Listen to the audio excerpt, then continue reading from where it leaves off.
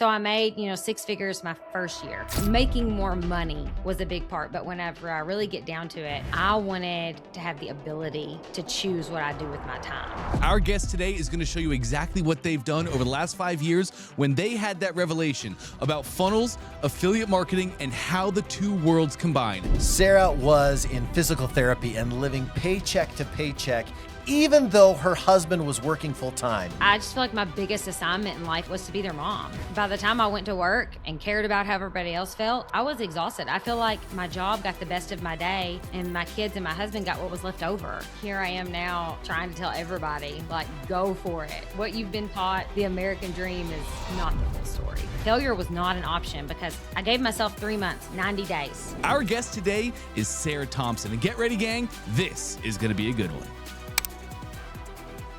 Welcome back to another episode of ClickFunnels Radio. I'm Chris Cameron, and joined with me as always is the man, the myth, the legend, Dante Torelli. What's up, man? Dude, you are far too kind for me. Keep going. Don't stop.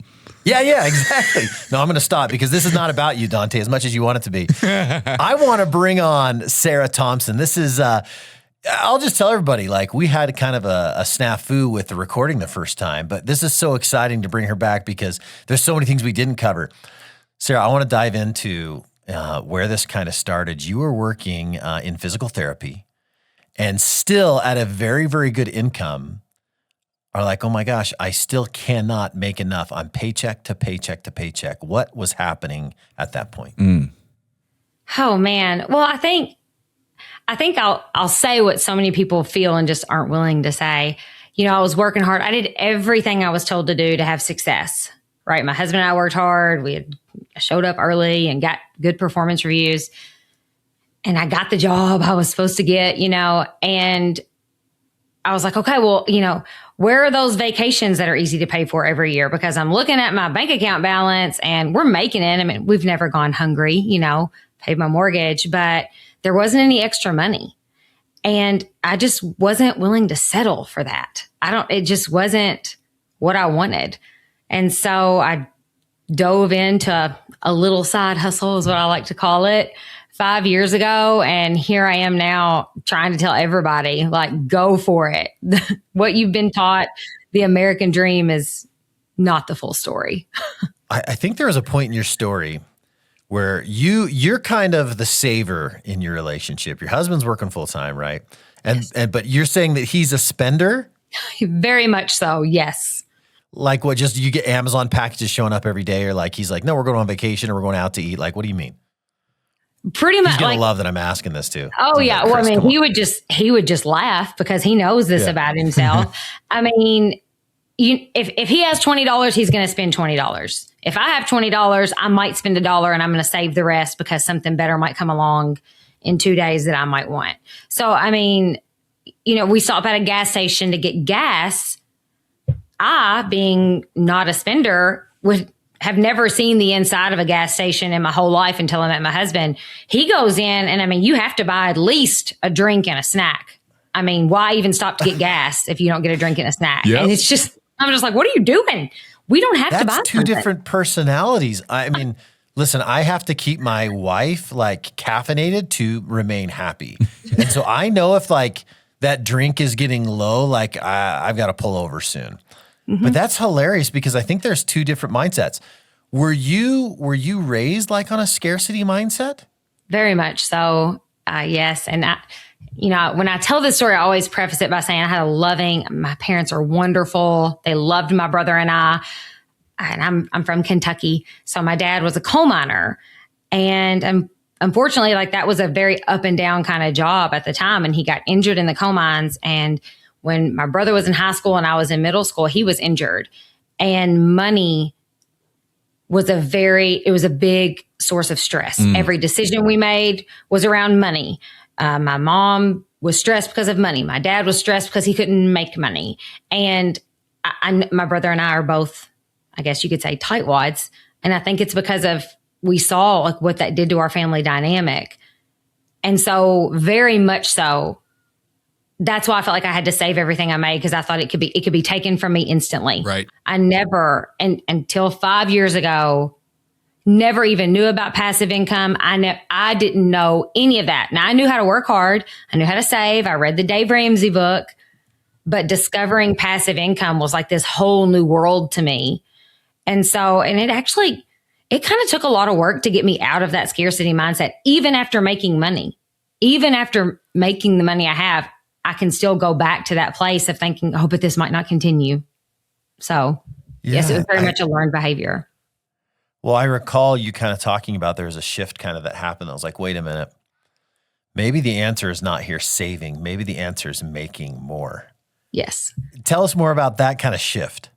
Well, I mean, saving, and I commend people who save money. It's not a bad thing, but you can't save enough money to keep up with the cost of living. That's not a long-term plan, right? It's a short-term if you have thing. like a traditional job, if you make less than $170,000 a year, and that's like your next 10-year plan, you can't save your way out of it. No, and it's good to save money. It's smart to plan for the future, I think. But whenever you find this whole other world of ways to make money and ways to make money work for you and ways to make money without working more hours, like I said, I want to shout it from the rooftops. I want to share it with everybody. Like I couldn't believe nobody had told me about it. And so it was a big switch from my mind. And I still, to this day, I still live in the same community with coal miners and hard workers and farmers. And I don't really talk. Jenny from the block, you know what I'm saying? Yes. But I still feel like people feel like I kind of like hack the system somehow, or like I'm living in this dream world, or I just got lucky, when I just want to say like, no, this is legit. Like it really works for lots of people. So hold on. So a lot of times we move and we make decisions based on, two things, right? Moving towards pleasure, moving away from pain. Was this something, which track do you think you were? I mean, do you have this moment like, man, I'm just so sick and darn tired of this, or I know there's more out there and I'm going to go for it because I want more? Do you align with either one of those and one more over the other?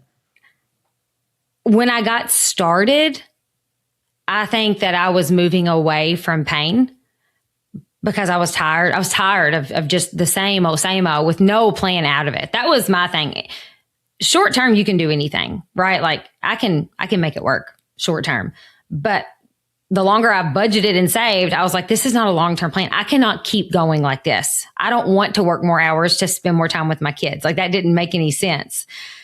But then once I discovered passive income and I saw other people having success, I'm a very competitive person. And so it was more of a, if they can do it, I can do it too kind of thing. And I can do it better. So it was kind of like towards pleasure, like, what can I do? Like, how much better can I do? If I push myself, like, what can I reach? So a little bit of both.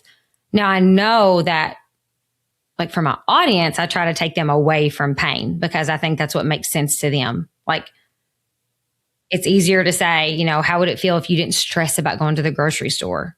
Because I think that's a stress most people feel. And to take them away from pain is what they want. I really resonate with your story, Sarah. It's how you told it too. I have the same thing and I tell it the exact same way. My parents are just lovely, phenomenal people, and I couldn't have expected any more as a child growing up. I'm just blessed, but they also had a scarcity mindset. And I was brought up into that. It was like it's just a mindset of like nothing ever more is coming. So we only have to work with what we have and anything else is out of the question. And when you live in that, it really puts your brain in a cage in many, many ways. So I'm curious, when you first started getting into business and you first started running your little side hustle, as you called it, was there some big scarcity mindset things that you were struggling with early on as you started getting more and looking at like, ooh, well, how do I actually build this into a business? Definitely. I mean, which I didn't tell anybody what I was doing at first, mostly because I didn't want people to be negative toward me. Sure. But that's real. Yeah. I mean, and I'll tell you, it's one of the best things I did was not telling anybody I did it because I didn't want negative attitudes, because I didn't need anybody to rain on my parade, Right. But I remember even like making my first, my with my side hustle, like making my first $5,000 extra dollars a month, I thought, okay, but what if that never happens again? What if this disappears? What if, what if people stop spending money? That's pretty much what I was thinking. Yep. What if people stop spending money? Yep. It was there. And honestly, I don't know that I really even identified that it was a scarcity mindset until I went to this event called Faith Over Fear. I'm a Christian and I listened to somebody break down that like the Bible doesn't even teach that. Like it was such a big breakthrough for me. But it's so learned, it's in your head.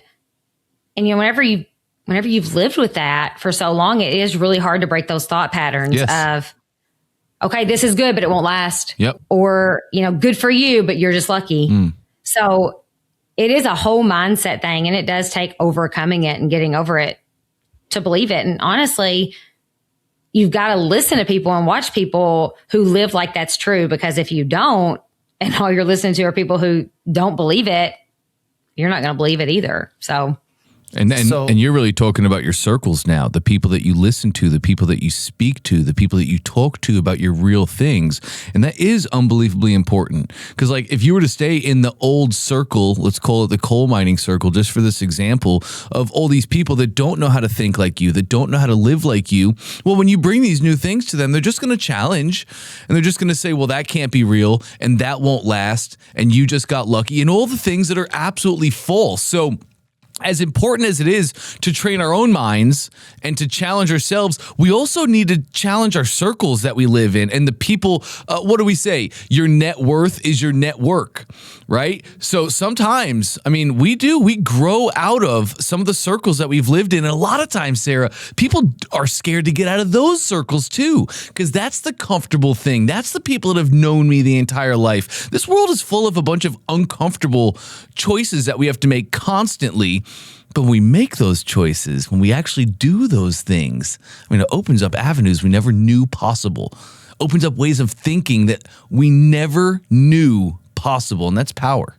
100%. And it, whenever you change, and change is uncomfortable. It is. And I think it's uncomfortable for everyone. But I think, even I feel like I made some people uncomfortable when I do start talking about passive income or making more money that are, just in my local friends circle. Why? You think they feel small or something? What do you mean? Yeah. Well, they just haven't done it yet. And I don't ever want anybody to, I don't really even like to talk about myself that much. So I don't even talk about what I do. Like if someone approaches me about it, I'll tell them, but to my local people, I don't do an MLM or anything like that. Like that's my work and my life is different from that.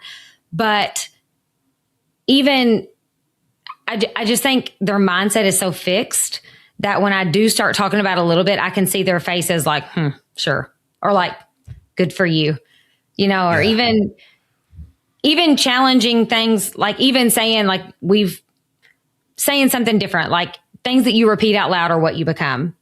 Yeah. And that's been proven, like neuro research. Yeah, like spells, right? On that. Yes. But stuff. Yes. But your brain, and your brain can be rewired by the things that you repeat to yourself and that you think over and over. Like it's crazy how neuroscience works. But if people haven't heard about that, they kind of look at you like you're a little bit crazy at first. And so that's kind of what I mean. Like people get uncomfortable when it's new and different. Well, it's kind of a cautionary tale too. And I think we've got to do better in society in general, especially like these close circles like Dante's talking about, whether it's church groups, school groups, PTA, friends, or whatever, right? Or yoga class, doesn't matter.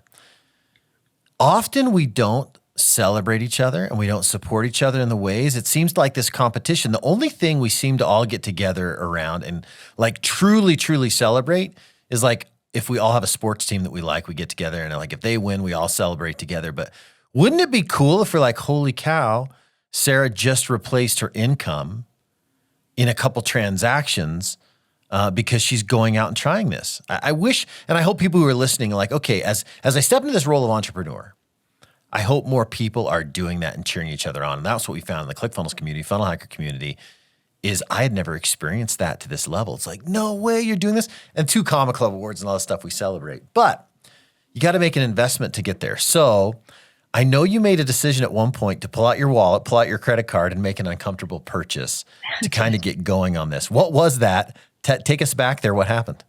Yes. So I bought like a $7 training that was like, I think it taught like the 4 ways to make money online. And through that one's not too uncomfortable. There's another one though, too. It's bigger. But it led me to the legendary marketer business blueprints. Okay. It was a $2,500 investment. It was a coaching program. David Sharp, right? David Sharp. Yes. Yes. And I, got on a call with my mentor and he told me about it. I had like, I think 72 hours to buy. And when I approached my husband and said, Jay, I really think I want to spend this money. He was like, are you okay? Like, because I'm such a tightwad. He was like, go for it. I know you can do it. I'm good with you spending the money. He was just shocked I wanted to do it. Yeah, he believes in me 100%. Well, and he stopped at every Buc-ee's from here to Tulane, so he owes you one at this point, right? Yeah. If he's sleeping when I go past a Buc-ee's, we don't stop. I mean, I'm filling up at the marathon down the road. We're not stopping at Buc-ee's if I can help it. But I did end up making that investment. And even after I made the investment, I was a little bit sick in my stomach. I was like, why? Oh my gosh.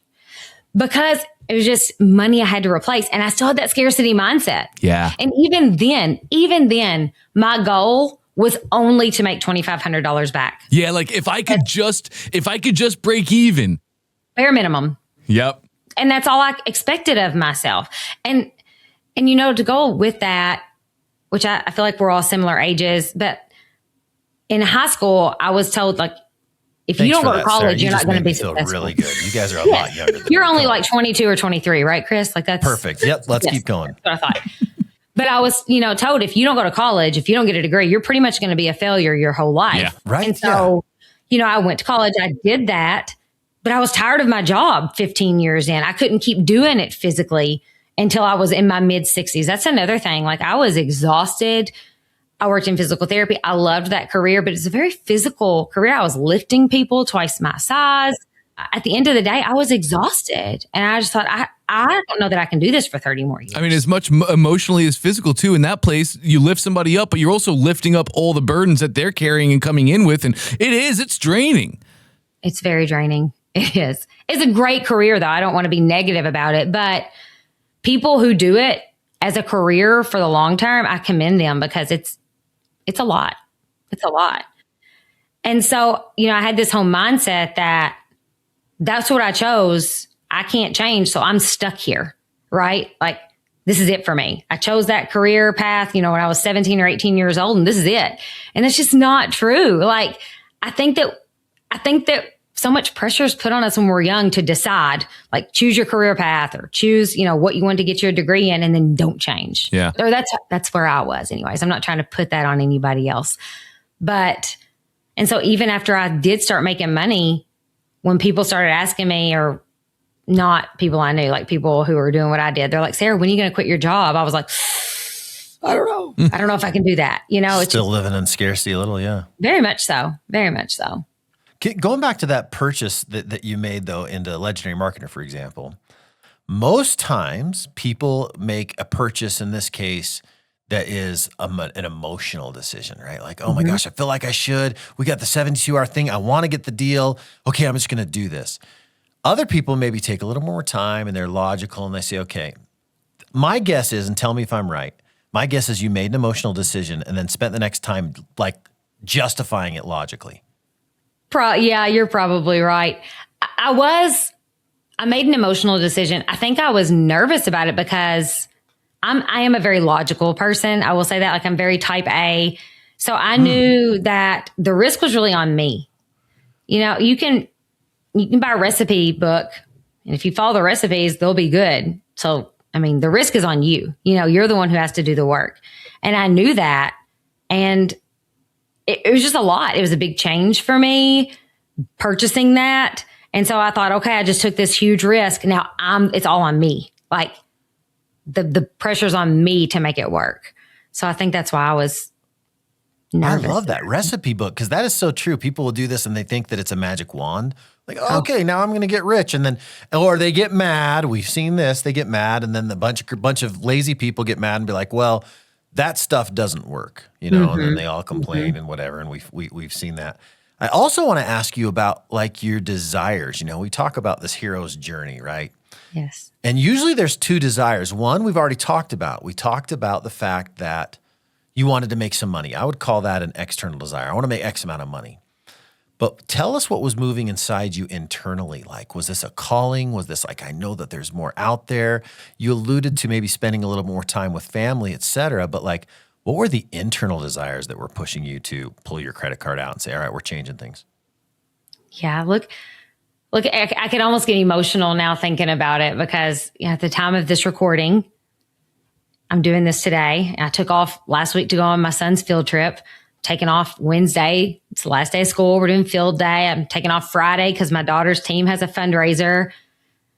I wanted my time back. My kids are, you know, I just feel like my biggest assignment in life at that time, especially, was to be their mom and to be present for them. And by the time I went to work and cared about how everybody else felt, I was exhausted. I feel like my job got the best of my day and my kids and my husband got what was left over. I just didn't like that. And on the other side of that, I wanted to go on vacations. We love to travel. And it was always, if we save more, we'll be able to go in, 3 years. And I'm like, yeah, but my kids will be older. Like we don't have I hope my goal in life is that my kids still want to spend time with me even when they're moved out of my home. But my kids are here now. Like, this is when I want to make these memories. And so the making more money was a big part. But whenever I really get down to it, it wasn't the money. I wanted to have the ability to choose what I do with my time. That is the big one for me. I make choices, and right now I'm in a season where the choices I make are probably always going to lean towards spending more time with my kids or doing more for my kids because they're only with me for a little. I mean, my daughter's 16 now. As crazy as that sounds, the hourglass is ticking, right? The clock's ticking here. And I feel you on this. I mean, my oldest is 18 and my youngest is 9, but it's wild, right? You put all this time in to make money to try to like get more money at the sacrifice of time. Exactly. And finding that balance is exactly what you're saying, Sarah, is key. So you jump in and do this. I mean, it sounds like you found that balance, but I want to hear how we got there. How do you get to the point where you're like, okay, now I figured out the formula to turn a small amount of time into a lot of money to free up more time? What was the next step? You buy this course. Did you start making commissions? Like, what happened?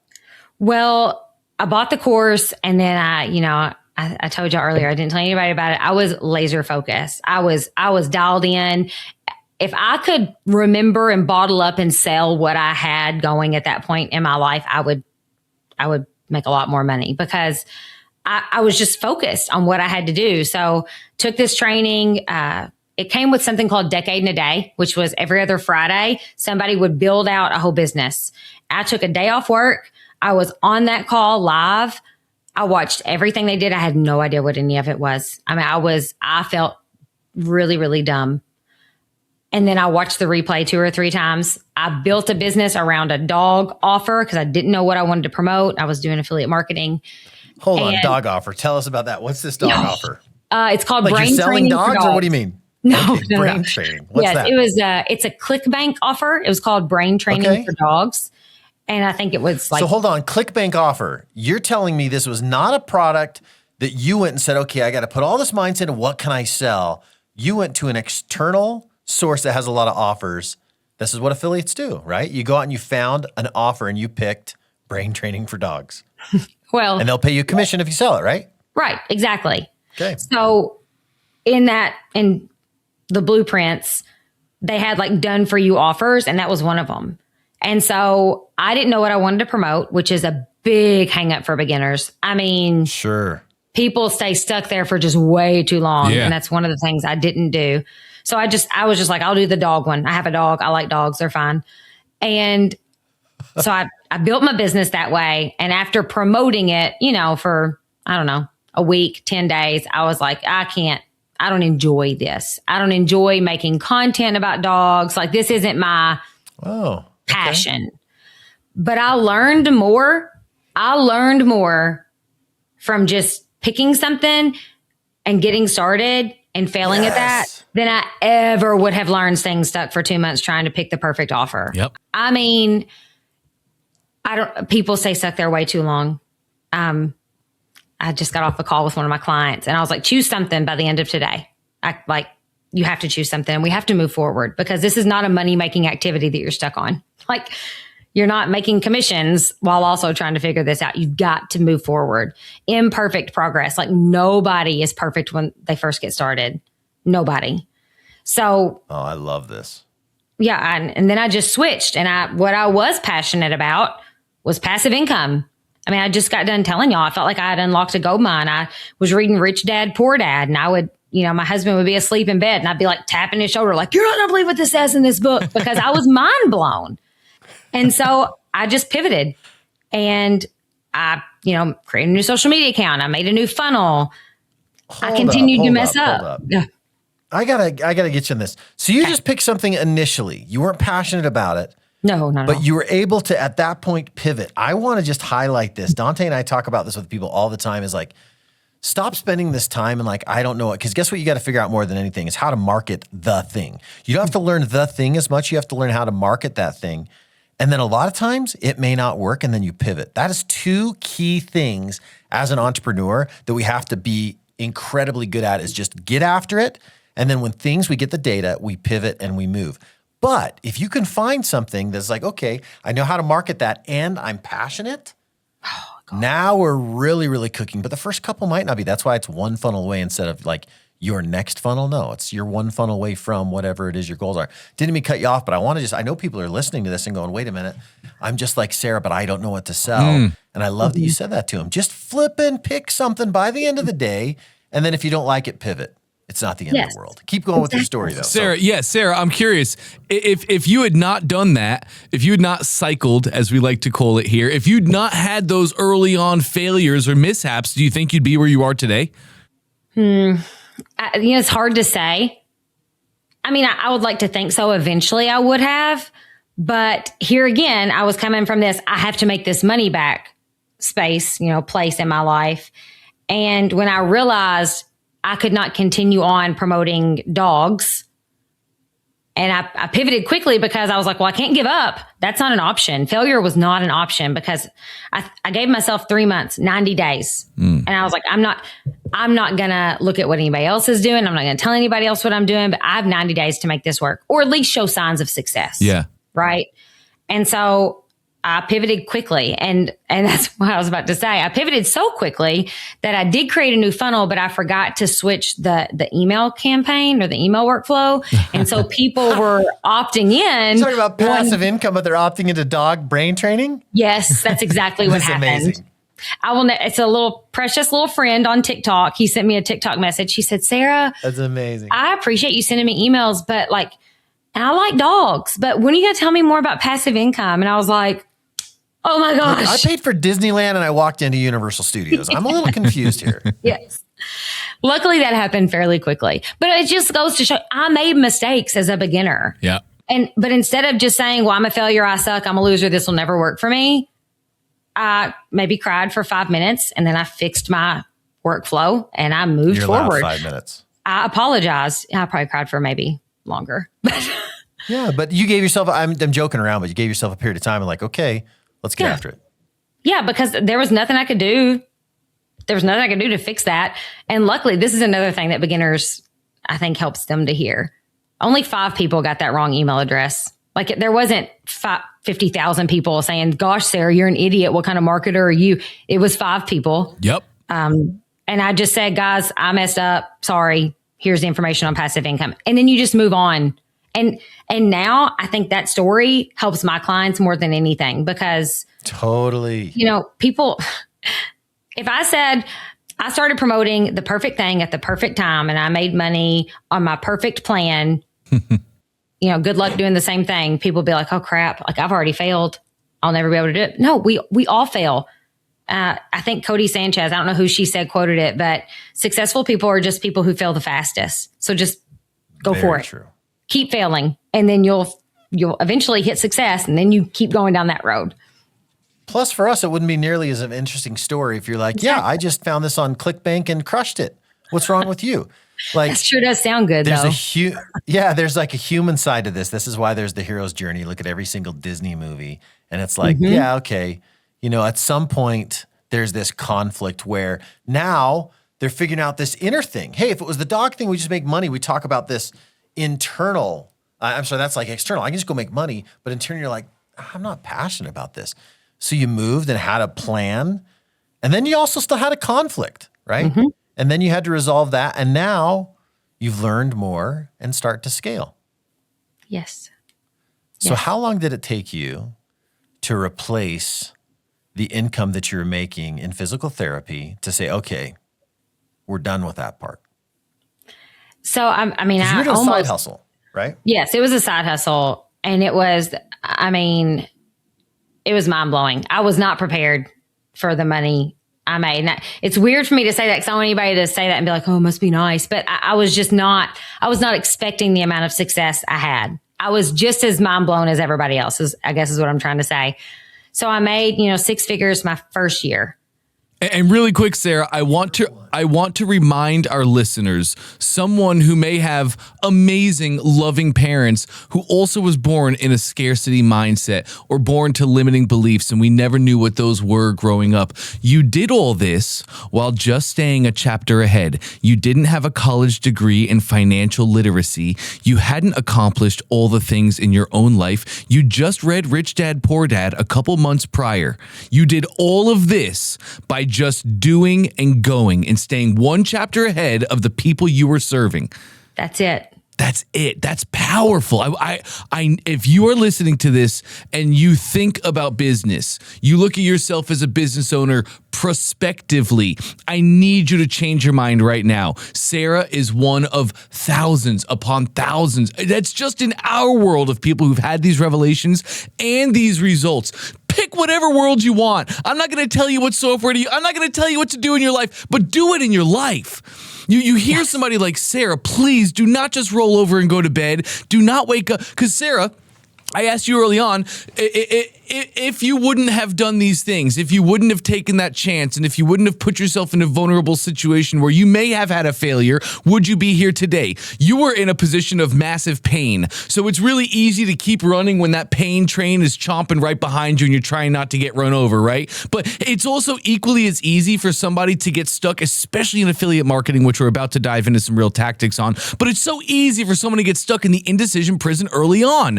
We get there. I don't know what offer I'm trying to promote.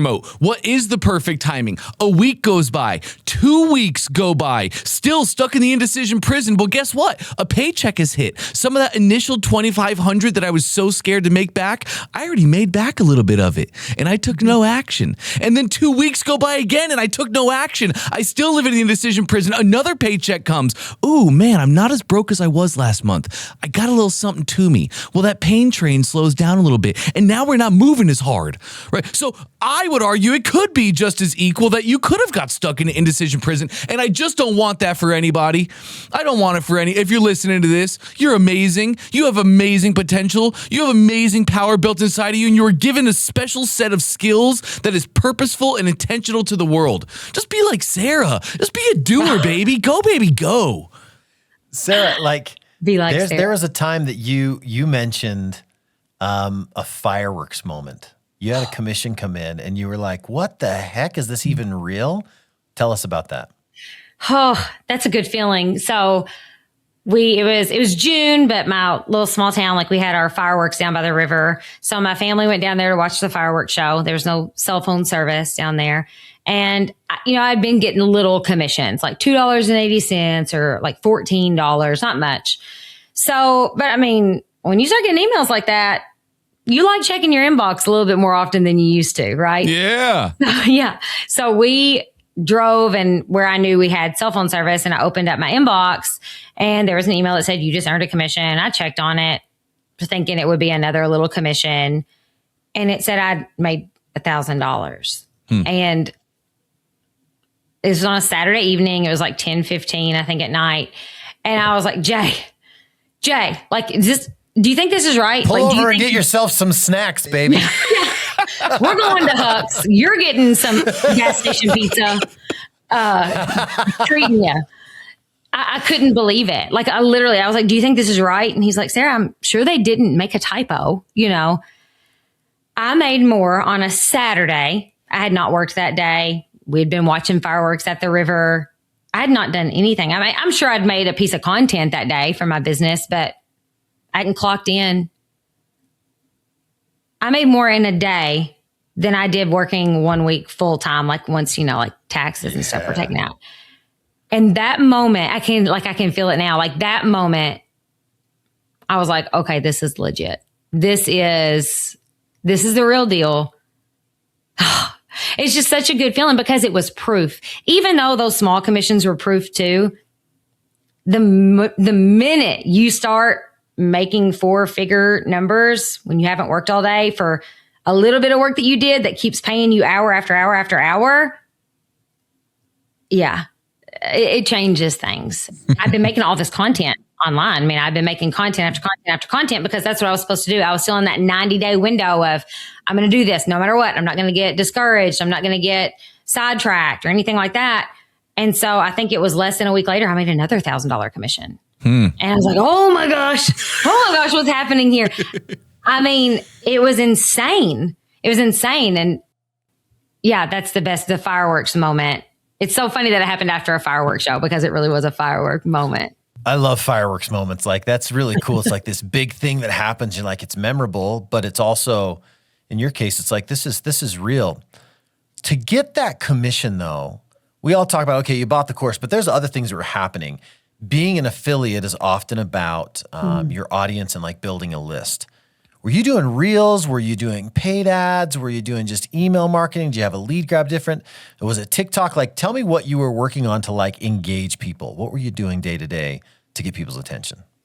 I was a TikTok girl. I call it the wild, wild west of TikTok back in 2021. Well, yeah. So COVID is how I even got on TikTok. And so are you doing TikTok dances and then be like, but you can make money online. You can do this. Like, is that what was going on? I was never one to perform. No. It's a nice way to put it. Yes. And really, honestly, Chris, I made a lot of really bad content. I mean, I look back, oh, it's bad. But I was just saying, like you said, I was saying a chapter ahead of people. And I was still a busy working mom. My kids were playing sports. A lot of my content was made while my daughter was at softball practice, and I would be walking around the track because I was exercising, and I was just holding my phone and talking and telling people what I learned that day. I was, I know something I used to say a lot was, I would say, y'all, I thought a funnel was something that teenagers used in a cornfield on a Saturday night. I had no idea it had anything to do with making sales. I had no idea. I mean, and I was just being myself, and I was just sharing what I learned. And I think that's why I really grew so quickly, is because people saw that in me. They saw that I wasn't trying to be something I wasn't. I was walking around. I was just like every other mom, making the most of their time. And people will still say, they're like, I remember you being on a TikTok live and you were sweating and you were going up a hill and you're like, okay, I've been on here for 30 minutes. I'm going to go watch my daughter's practice now. She's about to start pitching practice. And because it was just me. I wasn't trying to be somebody I wasn't. I was building a list. So I was doing list building, honestly. But the people I wanted on my list were people who were like me, people who were just looking for a little bit of wiggle room in their budget. They weren't dreaming of Lamborghinis and mansions on the coast. We just wanted to go to vacation every now and then and get crab legs without getting sick because we were worried about how much it was going to put us over our budget for the vacation funds. Like, that's all we wanted. We don't need a lot. We just want a little bit of wiggle room. And you said something earlier, it made me think of this. Nobody wants to follow a victim, but people will follow a victor. And so I decided that I could either keep doing what I was doing, like everybody else was, because that's, normal. Go to college, get good grades, make a paycheck, and be happy that you have a paycheck. But at the back of my mind, in those nights where I was stressed about money, I was like, I can do more. It's like I knew, and that's a God thing for me. Like, I can do more. I'm smart. I can do more. I'm resourceful. I can do more. If other people can do more, I can do more. And that's who I was trying to reach. I was trying to channel those people who feel like, man, there's got to be something else out there, or I can do this. Like, and I don't know how to describe it. There was something in me that knew I wasn't supposed to just exist. Like, I wanted to thrive. I wanted more. And also with that mindset and scarcity mindset thing, for a long time, I felt guilty for wanting more. I think a lot of people have some guilt around wanting more. But then you realize whenever you get more, you can help people more. That's the great thing about affiliate marketing is you're not being a sleazy car salesman. You're sharing solutions with people. You're helping people. You're not saying, hey, here's this crappy product. Please buy it. You're saying, I found this. It helped me a whole lot. I think it's worth your time to look into it. Check it out. That's what affiliate marketing is. You're not an employee. You're not responsible for their outcomes or their results. You're not doing customer service. You're just sharing solutions to people like you who have the same problems. Well, how do you do it, Sarah? How do you pick up your phone and how do you articulate that message to your people? Because I love what you just said. You nailed marketing. Know thy customer. If there's 8 commandments of marketing, because 10 makes me feel like a heretic, commandment number 1 is absolutely know thy customer, and then market to message match. You spoke the message that the market wanted to hear, and that's just marketing 101. You read that in a book. It's called .com Secrets. But how do you do it? You picked up your phone. What did you say? How did you say? First question, I guess. Did you use a prompter? Never. Never used a prompter. Then did you have a script ready when you went, or did you have a topic that you went on? But I've never followed a prompt or anything like that. Especially my first videos, I just turned on the camera and started talking. That's what I did. But now, one of the best things that anybody can do, the first 3 to 5 seconds is the hook of your video. You've got to make people want to listen to your video. And the best way to do that is call out your audience and their pain point. So, for example, are you a working mom who lays awake in bed at night thinking they were meant for more? Listen to this. Like that's something I do pretty often. I call out a pain point and my audience quickly. You got to call out the audience. So many people miss this instead of a pain point. They're like, oh, are you unhappy? Well, hold on. Everybody might have these moments. I think this is such a massive thing is because then somebody goes there, they're like, oh, Sarah's talking to me. So I love that you made that point because we skip over that a lot. We just go, boom, hook. But calling out the person and then the pain point, the audience is awesome. And you're saying, instead of just saying, do you want to spend more time with your kids? Instead say, attention, busy fathers. Do you feel like there's more for your children than the last hour of the day? Something like that to really call them out and hook them in. Yes, because anybody could say, busy fathers could be a lot of fathers. So if you want to get more specific, you could say, attention dads who have missed every single program this year because they have a job that they can't get off in the middle of the day. Listen to me. Whoo, she is a marketer. Because you're calling out their pain point, right? So busy is just like an adjective, right? Or maybe that's wrong, but like it just describes a dad. Yep. Whenever you can really get to that pain point, that's when you really agitate somebody. That's when people see your video and they think, oh my gosh, Sarah's talking to me. She is talking right 100%. At me. And you're not leading with the pleasure either. Like, hey, want to make a lot more money? Want to do this? You're choosing pain more often than pleasure. Well, I think that has a lot to do with the state of the marketing world right now. I think our industry was hit with a little bit of bad marketing tactics for the past 2 or 3 years, like people promising big results in 5 minutes of time. I don't like that. And so I feel like people have to really trust you more. So I feel like those, if you want to make $100,000 in your first year as a beginner, follow me. I feel like everybody's gonna be like, okay, sure, scroll. Yep. I mean, even though that's the truth, that's not how I want to lead. Like, you make a great point though, because a lot of times I'll tell you what I deal with. I help people with webinars all the time. That's one of my main roles here. And oftentimes we're trying to get people to give hard results. How to do this without.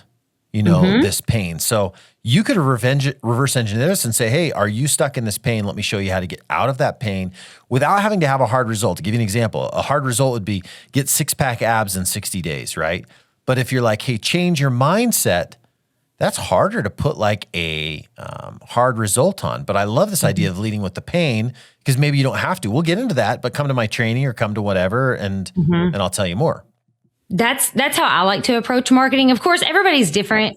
And it also depends on the goal of your video, So if you're a beginner and you're just trying to, get a certain amount of followers, which I don't necessarily think that's the best way to do marketing, you can adhere to a big group, a big audience. But if I want a bunch of leads that day, right, or opt-ins or whatever we're going to want to call them, I'm going to call them out and I'm going to tell them that I have exactly what they need and this is how to get it. And then you solve that problem. Like it's people make it so big. And I think it really, in a world where everybody wants to do more and more and more, I think if you do less, I think it sometimes hits better because it's not overwhelming.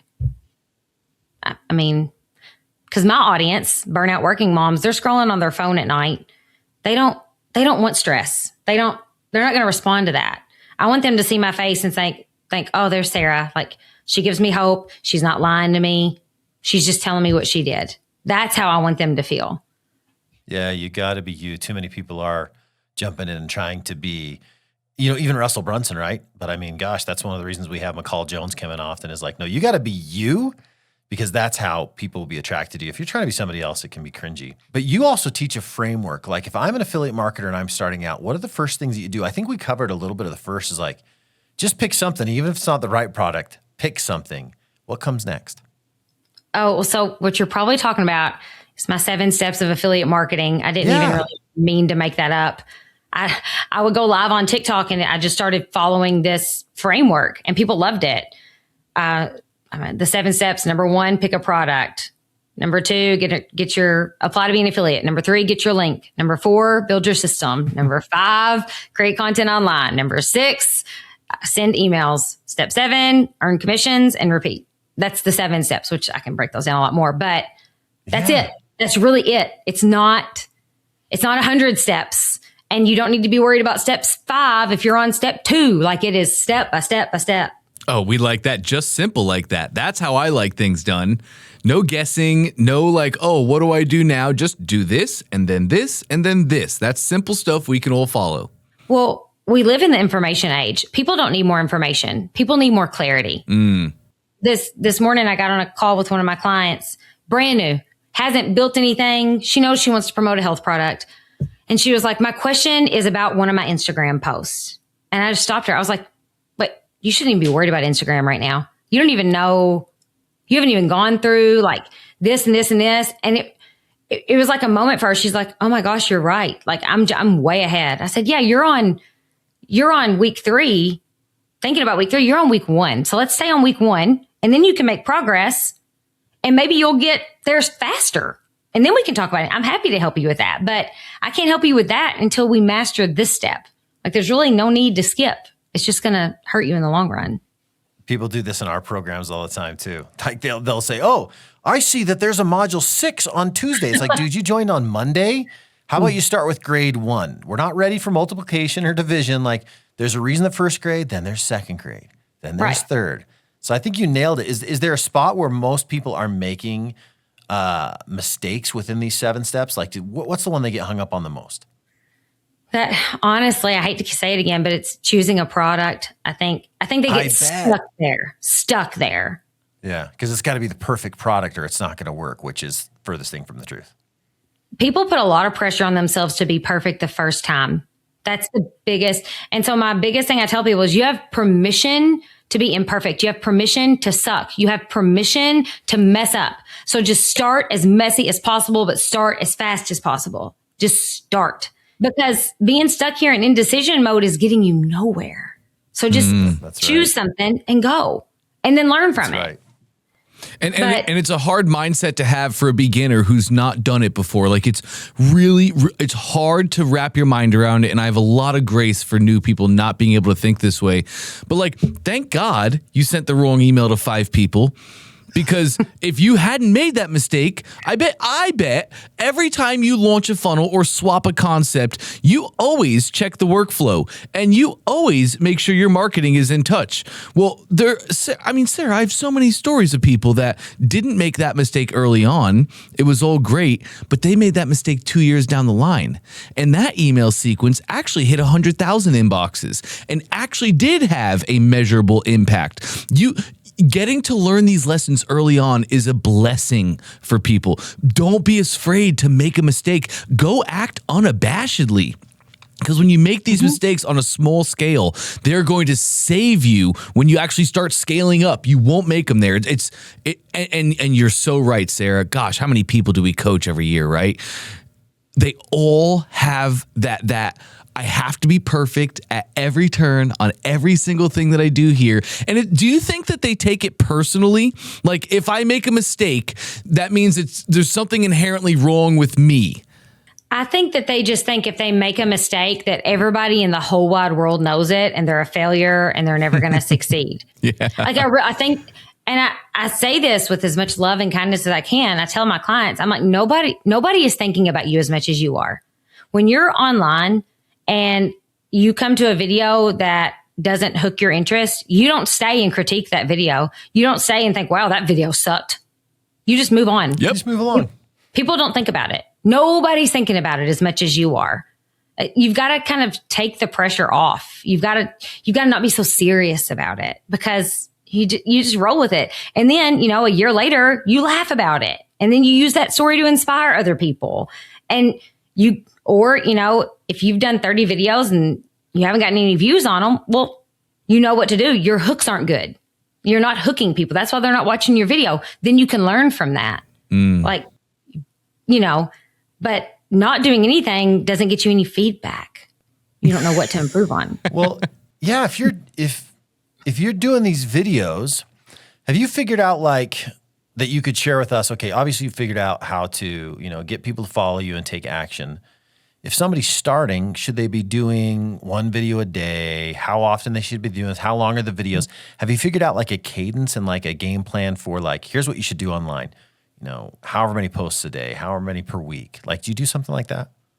I think that if there was a system for that, I could market it and sell it and make millions. Okay. I think that everybody's just different. I think it's more about which platform are you going to use, first of all, because what I tell people to do on TikTok and what I tell them to do on YouTube or Instagram are totally different approaches.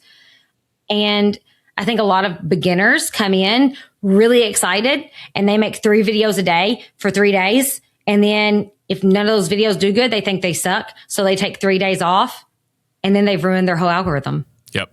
And so I always tell beginners, start with 1 a day. Don't overwhelm yourself. 1 a day, consistently. And then if you think you can do 2 after 30 days of posting, try 2. But I just think that consistency matters more than quantity in the beginning. I think that algorithms, well, we all know AI is getting smarter and smarter and smarter. They don't want robots using their accounts. They want real people on their accounts. And so don't post and ditch, spend time on the app, leave comments. And I don't mean to do this here's how you gain 100,000 followers. I just mean be a real person. Be a real person online. If you like a video, like it. If you don't like it, don't like it. But the number one thing that I tell people to do that I think is the best way to grow online is to just be honest and to share your journey. What I see a lot of people do, how many times have y'all come across somebody who it says, Dante, fitness expert. Dante has 5 followers and weighs 700 pounds. He's not a fitness expert. He's not fooling anybody. Sorry, Dante, not personal. But don't pretend to be somebody you're not. Yeah, true. But true. But I had a client one time, they put digital marketing expert. And I was like, dude, you started posting videos 4 days ago. You're not an expert. Yep. So don't do that. Just be Julie, just be Julie, figuring this out, working mom. Julie's not her name, by the way, but just be yourself online. That's what people want. People don't want brands. People don't want robots. People still, even in the AI age, want to interact with other people. They want to, to think, oh, she gets me. She's just like me. It's connection. My jaw just hit the floor from you saying that, Sarah, because, I mean, for the past 2 years, all I've heard all the gurus talk about is brand, on how you need to make a brand. And here you are.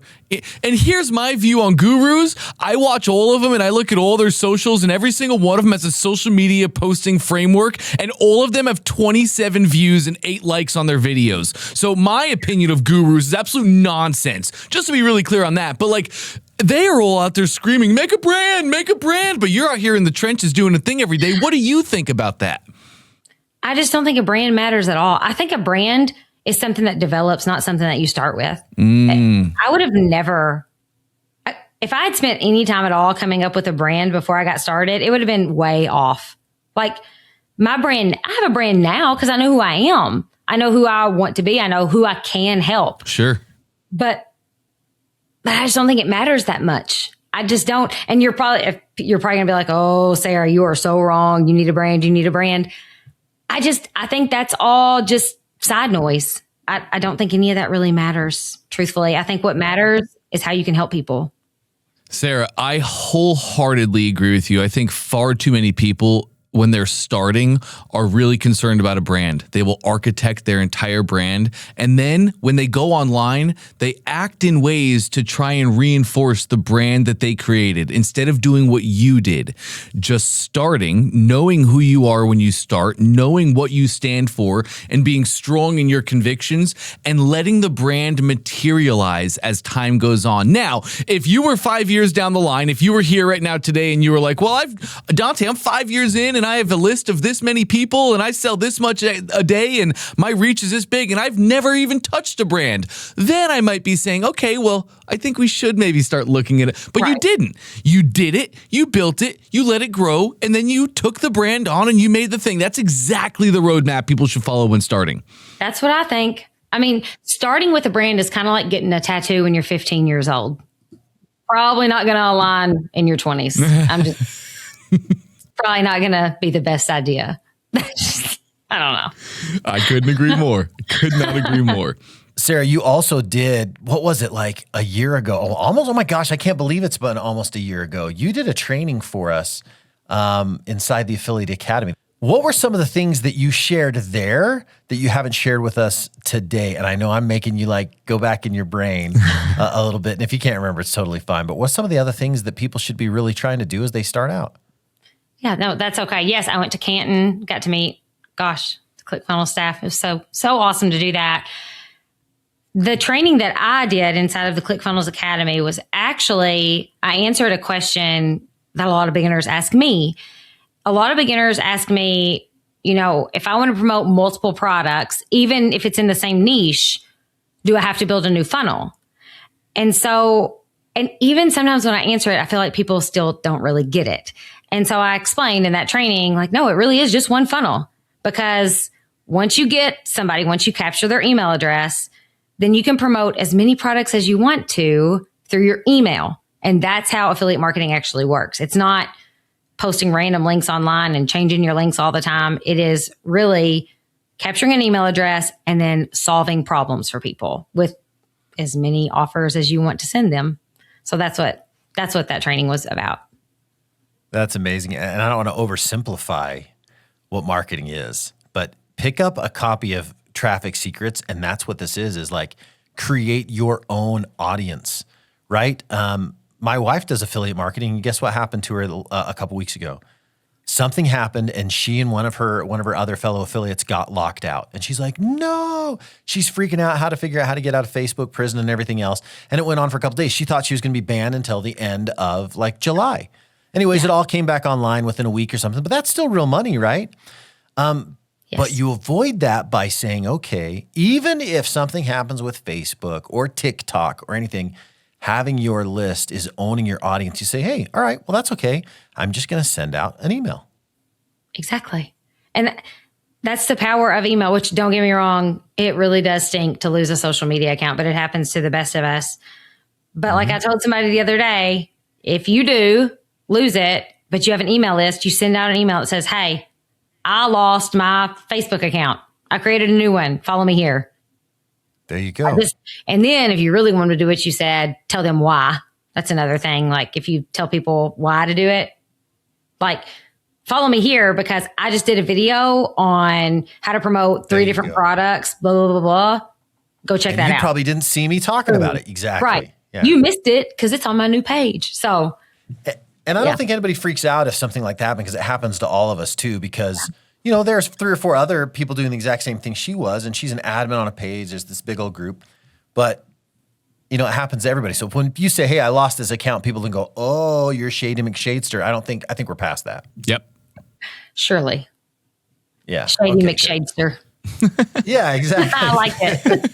That's Dante's nickname. He just, you know, I didn't want to tell people. It's a big marketing term, actually. That's right. Shady McShadester. Well, there's a lot of them out there and we got to avoid them. But I think we're getting to where people can see it, people can smell it, and we're in an authentic age. You know, even though AI is here, we're starting to see the difference between that. Even though it's getting really, really good, we're seeing who the real personalities are and the people who are genuine. And that's why people follow you for sure, Sarah. Hey, before we wrap up, we do something that is super fun. Dante always comes up with these super rapid fire questions. So this is going to be the rapid fire questions segment. And he'll ask quick, you answer quick. But this is brought to you by funnelhackinglive.com. If you haven't gotten your ticket yet for funnelhackinglive.com, it's September 21st through 23rd at the Fontainebleau in Las Vegas, Nevada. It'll still be warm there, probably very warm, but they've got great AC and gambling and everything else that you want. Plus, you're going to come learn everything about marketing and AI at Funnel Hacking Live. So join us. Go to funnelhackinglive.com/CFR. Once again, that's funnelhackinglive.com/CFR. So, are we ready for rapid fire? Dante, you ready? I'm ready. You ready, Sarah? Sarah, you ready? I love it. Let's I'm do ready. it. Let's do it. Okay, Sarah. Let's say tomorrow you lose everything. What's the first funnel you start? An opt-in funnel to a free training or a free webinar. Opt-in funnel meaning they opt in, you get their email, they're added to your list. Yes. I'm gonna make something so good that they cannot not give me their email address. It's gonna be over the top good because I need emails. And you're going to give it away for free. Absolutely free. Gold, Sarah. Okay, now you can only use one advertising method, paid or organic. What do you go with? I've never ran a paid ad, so organic. Oh, nice. Never once? Hold on, I'm jumping on this. That's awesome. I've ran a few, but I didn't track them. I need to, but I haven't yet. Do you? Yeah, maybe it's. I think that's more of a. I should. I should. I need to expand. I need to expand, but I can only do so much. So I'm kind of in the hiring a helper phase, but it's also very hard to let my business go. It's my baby. It's hard to let parts of it go. So, but yes, I need to run paid ads. I want to run paid ads. I'm going to run paid ads, but organic is where it's at for beginners because I think you have to find your voice. I think that people might think they know what a good ad is, but knowing who you are and who you can help first is going to help make a better ad, I think. And when you're starting out, you may not have a big ads budget, right? I mean, I guess if you had a bunch of money to spend and like test, fine. But organic, you learn everything about yourself and your audience and your products. Definitely. And it's a pretty nice method. Everybody else works hard to create a social media. They make all the Facebooks, Instagram, TikTok. You just go there. You just grab the customers. You get their email. That's traffic you own. It costs you nothing but time. Exactly. It's not a bad game, Sarah. It's really not. It's worked for me. Something we talked about earlier. I'd like your quick answer. How does a beginner get out of analysis paralysis or indecision prison, however you want to call it? Number one way, if you can't make a decision and you have option A and B, you set a 5-minute timer. And at the end of that 5-minute timer, you either, if you haven't chosen one, you just pick one randomly and go. Go. Just go. 5 minutes. Dante. 5 minutes. Not 2 hours, not 5 hours, not the weekend. Quit messing. You're wasting time. You will learn more from doing bad at something than you ever will not doing anything. Okay. Ooh, that's a social clip right there. That is a social clip. Come on with it, Sarah. What makes you more money? What makes you more conversions as an affiliate? Talking about people's pain they're in or the pleasure that they want? Pain. Pain all day. Because most people are living in pain. Some kind of pain. People get desperate and they'll take action. Yes. Pain is a driver over pleasure for sure. Okay. What's better for an affiliate? A massive list with a ton of people or a smaller list that's very specific? Smaller, more specific lists. Why? Well, because you can solve, you know exactly what they want. You know exactly how to solve their problem. And I mean, so one of the guys I did the ClickFunnels training with was Sean Osborne. And he's the perfect example of this. Y'all should have him on the show if you haven't already. A smaller list where you know exactly how to, you know what their problem is, and then you know how to solve it. But I would take both. If you have 100,000 emails sitting around somewhere, I'll take them. I'll figure out what they want. I'll segment that list myself. No problem. Okay. For a beginner, what's the best product or product category for them to sell in? Like what do you see get the most conversions? Take passion out of it. Like health? Is it relationship? Yeah, health, wealth, relationship. What gets the most conversions? I would say health, if you're willing to take people on the journey. What do you mean by that? Well, so let's say, you know, you have a health goal. Like maybe you want to start the carnivore diet. If I decide to start the carnivore diet, I'm turning the camera on day one, documenting my journey. And then you do it. You live it for 30 days, 60 days, 90 days. You show up every day and live it. And you have success. People will buy that product over and over and over. They will buy your coaching program. They will buy the outfits you wore. They will buy the TV shows you watched. Like if you live the product that you're promoting, that is the best way to be successful with it. That's beautiful. And is it because we are showcasing the transformation for them? Yes. I mean, I remember the Hills, that was popular when I was young, right? That's like one of the first reality shows I watched. And people are nosy. You want to watch people in real life. You want to like see what they're doing. And if they have success, there's no better way for people to do it. Cause they're like, oh, she had no idea what she was doing. 2 weeks in, she's lost 10 pounds. I'm going to go do what she's doing. I'm going on this journey with her. If Sarah can do it, I can do it. And if we get our customers saying that, we get that credit card coming right out behind. Yep. Come on with it, Sarah. Last one. If I'm a beginner, what should I focus on first? Building my list or making sales? Oh, building your list, 100%. Why? Well, because you have to have a list to make a sale. Chicken and the egg. Yes. Yeah. That is hard to say. But psychology, people aren't going to buy something the very first time they see it, right? Even the best offer. Now Jay Thompson might, my husband might, I'm not. I mean, I have to think about it. Yes. I want to do reviews on it. I want to hear a story about it. I want to see if somebody else had success with it. And so you're going to do better to get their email address and then continue to email them every day than throw a link at them and hope they buy, because they're probably not going to. And then if you know anything about them, you can't follow up with them. And so when they see the product the 7th time, it might be from the girl down the street and they're buying from them, not you. You got to get their email address. Well, that was Rapid Fire Questions brought to you by funnelhackinglive.com/CFR. Go get your tickets if you haven't already. Sarah, I know people are going to be intrigued. They've listened to you. They love you. Where do they go learn more about you? You got someplace they can go to learn more or opt into something? Absolutely. They can join me on School. I have a free school community where I do free trainings there, or I do webinars really often, Chris. So if they want to get on my email list, they can join my school community. It's called Affiliate Marketing Made Easy, and I'll share the link so they can join. Well, thanks for joining us on ClickFunnels Radio. You are awesome, Sarah, and we'll catch all of you the next time. See ya. Thanks, guys.